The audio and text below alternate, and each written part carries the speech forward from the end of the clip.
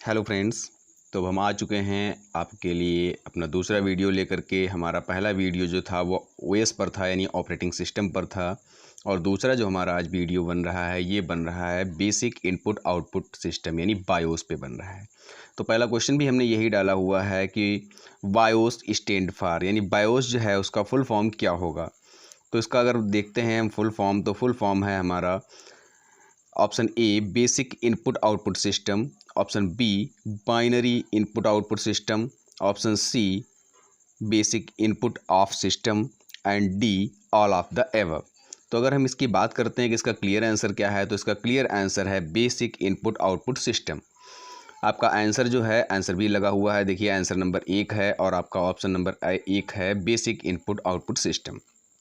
अब चलते हैं नेक्स्ट क्वेश्चन पे। क्वेश्चन नंबर 2, क्वेश्चन नंबर 2 है the term computer is derived from, यानी जो हमारा जो टर्म है कंप्यूटर, जो हम बार बार कंप्यूटर यूज़ करते हैं बोलने चालने की भाषा में, ये जो कंप्यूटर वर्ड है ये कहाँ से लिया गया है।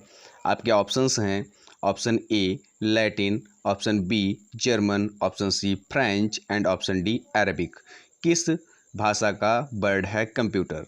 तो इसका जो हमारा सही आंसर है वो सही आंसर है हमारा लैटिन। नीचे आप आंसर भी देख सकते हैं, answer number A, and answer number A पे था लैटिन। अब नेक्स्ट क्वेश्चन है हमारा who is the father of computer. सबसे मोस्ट इम्पॉर्टेंट क्वेश्चन है, बहुत ही इजी है, लेकिन उसके बावजूद भी कई बार कई परीक्षाओं में पूछा जा चुका है। ऑप्शन है Alan Turing, option B Charles Babbage, option C Seymour Cray, option D Augusta ada king. तो इसका आंसर जो है वो है आपका चार्ल्स बेबेज, यानी option number B is correct, and answer में भी दिया हुआ है ऑप्शन बी। नेक्स्ट क्वेश्चन है the basic operations performed by a computer are, यानी जो बेसिक ऑपरेशंस होते हैं उन्हें जब कंप्यूटर परफॉर्म्ड करता है तो किस तरीके से करता है। ऑप्शन ए है आपका arithmetic operations, and option B is logical operations, and option C is storage and relative, and option D all of the above. तो इसका जो हमारा आंसर होने वाला है, ये आंसर होने वाला है हमारा ऑल ऑफ द एबव। आखिर क्यों ऐसा होगा? क्योंकि कंप्यूटर हमारा अर्थमेटिक ऑपरेशंस को भी फॉलो करता है, यानी हमें जोड़ घटाना गुणा इस तरीके से जो भी कैलकुलेशन करनी होती है वो भी करता है, और लॉजिकल ऑपरेशंस को भी फॉलो करता है, यानी किसी वर्क को करने के लिए अगर हमने लॉजिक दिया है, सपोज दैट अगर हमने बोल दिया 2 + 2 करने पे 4 होता है, तो जब भी हम प्लस का ऑप्शन डालेंगे और कोई भी नंबर्स को चेंज करेंगे तो ऑटोमेटिक लॉजिक लगा करके उसे ऐड करके दे देगा। नेक्स्ट है स्टोरेज एंड रिलेटिव, यानी हमारा जो भी डेटा होता है उसे स्टोर भी करके रखता है और उससे रिलेट भी करता है। तो यानी सारे के सारे हमारे ऑप्शन सही हैं, answer D is correct answer. Next question, question number 5 who is the father of internet. ये बहुत ही ज़्यादा मोस्ट इंपॉर्टेंट क्वेश्चन है और बहुत ही कम लोगों को ये पता होता है। ऑप्शन देख लेते हैं इसका ऑप्शन है option number 1 Charles Babbage, and option B is Vint Cerf, and option D is Dennis Ritchie, and option D is Martin Cooper. अब आप लोगों को इसका आंसर देना है कि आखिर आंसर इसका क्या है राइट, यानी who is the father of internet. तो इंटरनेट के फादर की जब बात की जाती है तो सबसे आगे नाम आता है विंट कार्फ का। ध्यान रखिएगा आप लोग, विंट कार्फ जो है वो फादर ऑफ इंटरनेट हैं। ऑप्शन बी इज़ करेक्ट और आपके सामने आंसर बी दिया हुआ है। नेक्स्ट क्वेश्चन चलते हैं, question number 6 if a computer has more than one processor then it is known as, यानी फ्रेंड्स अगर किसी कंप्यूटर में एक से ज़्यादा प्रोसेसर्स अगर दिए हुए हैं तो उसे हम क्या बोलेंगे। ऑप्शन है हमारा यूनी प्रोसेसर, ऑप्शन बी है multiprocessor, and option C है multithreaded, and option D है मल्टी प्रोग्रामिंग।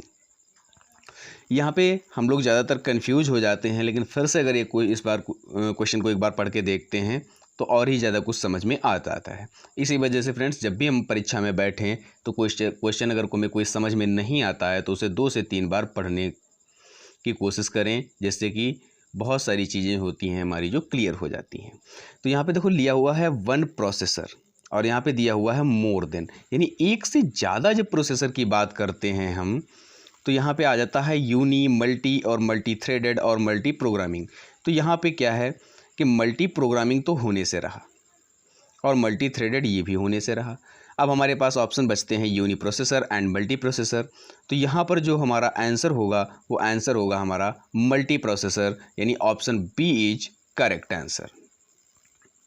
नेक्स्ट क्वेश्चन है question number 7, from where can the boot option be selected, यानी जो हमारा बूट का ऑप्शन होता है उसे हम कहाँ से सिलेक्ट कर सकते हैं।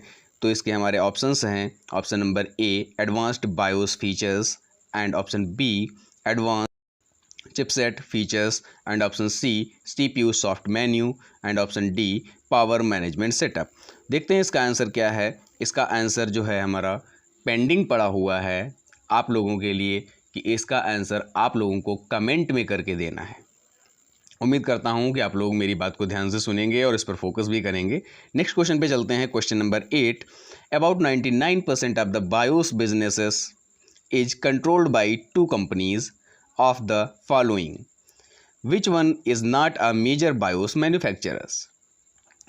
बात की जा रही है कि 99% जो बायोस के जो बिजनेसेस हैं उन्हें कंट्रोल करती हैं दो कंपनियां जो कि नीचे दी गई हैं उन्हीं में से कोई, लेकिन इनमें से कौन सी ऐसी है जो मेजर मैन्युफैक्चरर नहीं है। तो इसकी बात करते हैं। Option number A Intel, option B American Megatrends यानी AMI, और ऑप्शन सी है Award software and option D है फिनिक्स टेक्नोलॉजी। तो इसका जो आंसर है हमारा वो होने वाला है इंटेल। और फ्रेंड्स इसको याद करने का सबसे अच्छा तरीका ये है कि किसी भी सिस्टम को जब आप देखते हैं और ओपन करते हैं तो उसमें कहीं ना कहीं एक स्लिप सी लगी हुई हमें मिल जाती है और उस स्लिप पे लिखा रहता है इंटेल प्रोसेसर। अब चलते हैं नेक्स्ट क्वेश्चन पे। Question number 9, which chip contains the system BIOS and can hold data permanently even without electricity. यानी इसका मीन्स है कि कौन सा चिप होता है जो कंटेन करके रखता है सिस्टम के बायोस को और उसका जो डेटा होता है उसे परमानेंटली पकड़ के रखता है बिना किसी इलेक्ट्रिसिटी के। तो इसके ऑप्शन हैं हमारे option number A flash ROM, option B NV ROM and option C RAM, और लास्ट है हमारा रोम। तो इसका जो आंसर है हमारा वो है हमारा फ्लैश रोम। चलते हैं नेक्स्ट क्वेश्चन पे। Question number 10, which chip can reprogrammed to update it contents, यानी कौन सी चिप होती है जिसे हम रीप्रोग्राम्ड कर सकते हैं, यानी फिर से दोबारा लिख सकते हैं, कंटेंट्स को अपडेट भी कर सकते हैं। तो उसके ऑप्शन हैं हमारे option number A system BIOS, option B ROM, option C RAM and option D flash ROM. इसका आंसर बहुत ही ज़्यादा ईजी है, उम्मीद करता हूँ आप लोग सही आंसर देंगे। चलो देखते हैं क्या आंसर है इसका। तो इसका आंसर है आंसर नंबर डी। अब देखते हैं फिर से ऑप्शंस, यानी क्या है हमारा सिस्टम बायोस, रोम, रेम और फ्लैश रोम। यानी फ्रेंड्स अगर बात करते हैं सिस्टम बायोस की तो एक बार ये क्लीन करने के बाद में फिर से नया बनाना बहुत ही मुश्किल काम होता है। रोम क्या होता है, रीड ओनली मेमोरी, यानी उसे हम सिर्फ रीड कर सकते हैं, उसे अपडेट करने की परमिशन नहीं होती है। रेम क्या होता है, जो भी हमारी स्क्रीन पे एक बार आ रहा है सिर्फ वही हमारा रेम है, और जैसे ही इलेक्ट्रिसिटी कट होती है वो हमारी रेम से परमानेंटली डिलीट हो जाता है, उसे हमें फिर से कहीं ना कहीं दूसरी जगह से ला करके डालना पड़ता है। लेकिन जो फ्लैश रोम है ये हमारी अपडेट होती रहती है और इसी में हमारी CMOS वगैरह लगी रहती है, जिससे कि हमारा सिस्टम बंद होने के बावजूद भी जब हम फिर से ऑन करते हैं तो डेट और टाइम हमें एग्जैक्ट दिखाता है।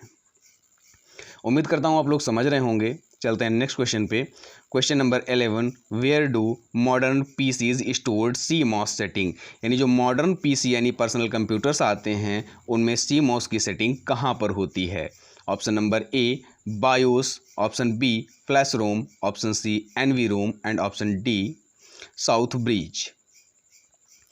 तो इसका हमारा जो आंसर है वो है हमारा आंसर नंबर बी, और आंसर नंबर बी है हमारा फ्लैश रोम। अभी मैंने आपको जस्ट इससे पहले वाले क्वेश्चन में CMOS की बात की थी, सिर्फ वही इसका आंसर है।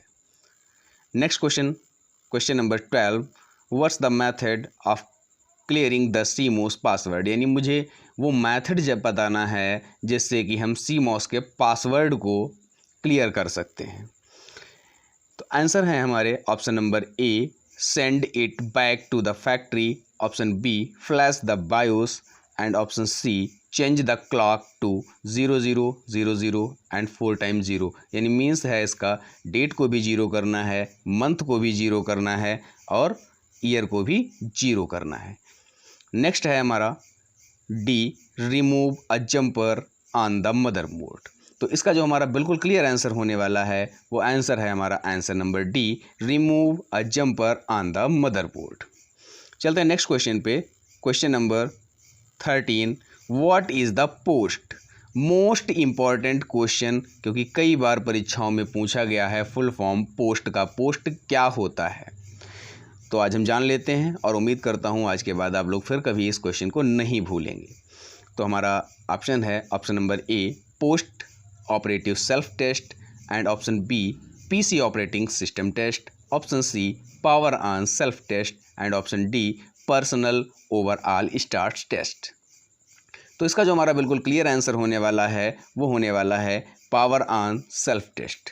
आप लोग एक बार मेरे साथ में बोलिए, the full form of the post, power on the self test. उम्मीद करता हूँ आप लोगों को याद हो गया होगा। चलते हैं नेक्स्ट क्वेश्चन पे, क्वेश्चन नंबर 14।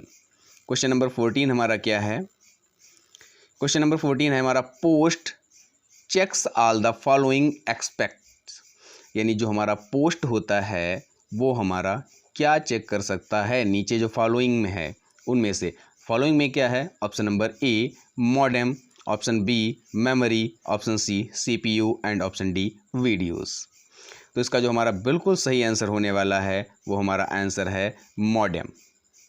नेक्स्ट क्वेश्चन पे चलते हैं। Question number 15, where should you look to interrupt different beep codes? फिर से एक बार क्वेश्चन को पढ़िए, where should you look the interrupt different beep code, यानी जो डिफरेंट टाइप के जो बीप कोड होते हैं, जो इंटरप्टेड होते हैं, उन्हें आप कहाँ से देख सकते हैं? ऑप्शन है हमारा option number A, CPU manufacturer, and option B है BIOS manufacturer, option number C है memory manufacture, and option number D है फ्लैश मैन्युफैक्चर। और हमारा आंसर जो है आंसर नंबर बी है। बी के पास वापस चलते हैं, मैन्युफैक्चरर कौन सा? बायोस, यानी option number B is a correct answer, BIOS manufacturer. Next question पे चलते हैं। Question number 16, where is the post located? ये भी बहुत ज़्यादा मोस्ट इंपॉर्टेंट क्वेश्चन है, क्योंकि इसमें बात की गई है लोकेशन की और कई बार पूछा जा चुका है वेयर इज पोस्ट लोकेटेड, यानी पोस्ट जो होता है कहाँ पर लोकेटेड होता है, यानी कहाँ पर रहता है। तो इसके ऑप्शन है option number A, system ROM, option B, CMOS, option C, post expansion card, and option D is RAM. तो इसका सही आंसर जानने के लिए चलते हैं आंसर पे, और आंसर है हमारा ए। वापस आते हैं, देखते हैं क्या है, सिस्टम रोम, यानी जो हमारा पोस्ट लोकेटेड रहता है, यानी पोस्ट जो रहता है हमारा वो किस में रहता है? सिस्टम रोम में। Next question, question number 17, what could causes the fix disk error?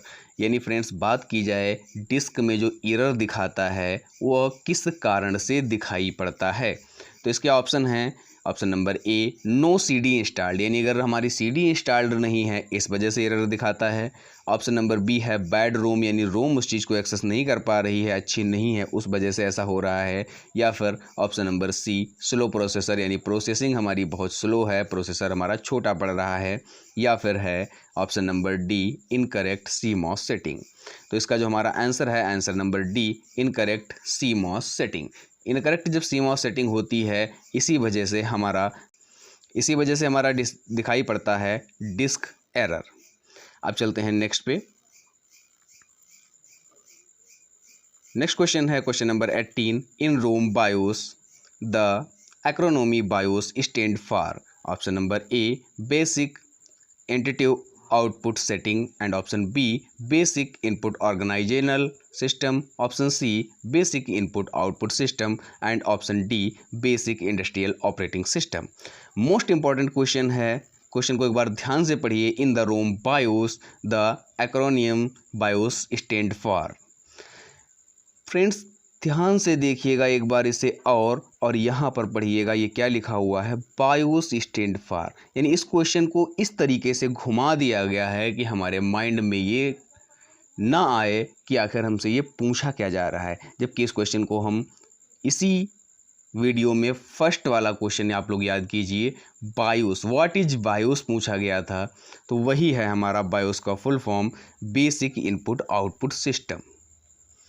इसी तरीके से क्वेश्चंस घुमाए जाते हैं और हमें कंफ्यूज किया जाता है, इसी वजह से हम लोग जानते बूझते हुए सारे क्वेश्चंस को गलत करके आ जाते हैं। लेकिन इस बार ऐसा नहीं होगा, हम आपको हर तरीके के क्वेश्चंस को जितनी भी लैंग्वेजेस में बनाए जा सकते हैं उतनी लैंग्वेजेस में हम आपको प्रोवाइड करने वाले हैं। उम्मीद करता हूँ आप लोग साथ में बने रहेंगे, लाइक शेयर सब्सक्राइब करते रहेंगे। और हम चलते हैं नेक्स्ट क्वेश्चन पे, question number 19। What is the modified when changing in the system start up boost sequence. यानी सिस्टम का जो सीक्वेंस है उसे हमें बूस्ट करना है और मॉडिफाई करना है, कुछ चेंजेस करने हैं, तो उसके लिए हम किसका यूज़ करते हैं। ऑप्शन ए है हमारा बायोस या सीमॉस, एंड ऑप्शन बी है हमारा configure systems, and option C है हमारा auto access dot bat, and option D है हमारा कमांड डॉट कॉम। तो इसका जो हमारा बिल्कुल राइट आंसर है वो है हमारा बायोस सीमॉस। और अब हम चलते हैं नेक्स्ट क्वेश्चन पे, question number 20। During the boot process a system first counts memory from where. यानी फ्रेंड्स फिर से एक बार क्वेश्चन को पढ़िए, बहुत ही इजी क्वेश्चन है। ड्यूरिंग द बूट प्रोसेस यानी जिस समय हमारा बूट वाला प्रोसेस चल रहा होता है, a system first count memory from where, यानी जो हमारी मेमोरी होती है उसे सबसे पहले कहाँ से काउंट करना स्टार्ट किया जाता है। ऑप्शन है हमारे, option number A expansion memory board, and option B video adapter, and option C system board, and option D is cache. तो हमारा जो इसका राइट आंसर है सी। फिर से देख लीजिए एक बार, system board.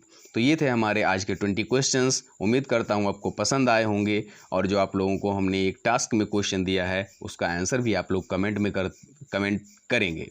So thank you for watching my video, और बने रहिए आप हमारे साथ।